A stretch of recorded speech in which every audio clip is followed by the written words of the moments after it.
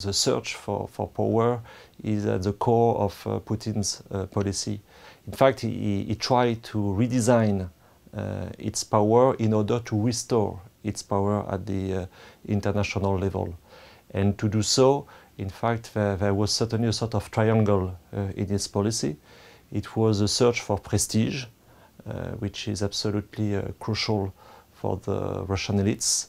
And to get this prestige, in fact, he had two main tools. The first one was his military policy, the rebuilding, the redesigning of its military forces. And in addition to that, its energy policy. When Putin arrived to power in 2000, he had two big troubles.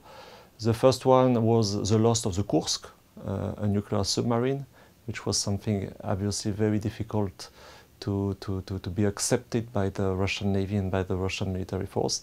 And more importantly, the second war in Chechnya, which was a sort of revenge for the Russian military forces after having been defeated during the first war in Chechnya with President Yeltsin.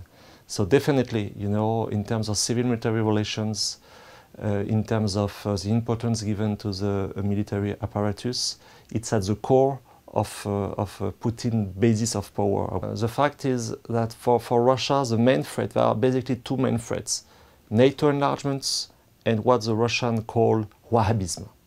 There was a war in Chechnya. There was after that the fights, I would say, in North Caucasus, not only in Chechnya, but in Dagestan, for instance.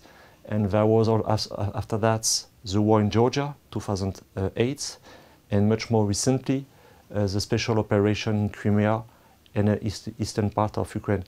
And I think also we should remember that to some extent Russia considers itself being at war, to being at war against international terrorism.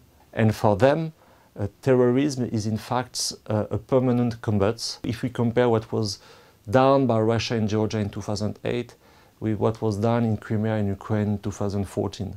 And there was clearly some investment made for this type of operation, I would say, under the level of war.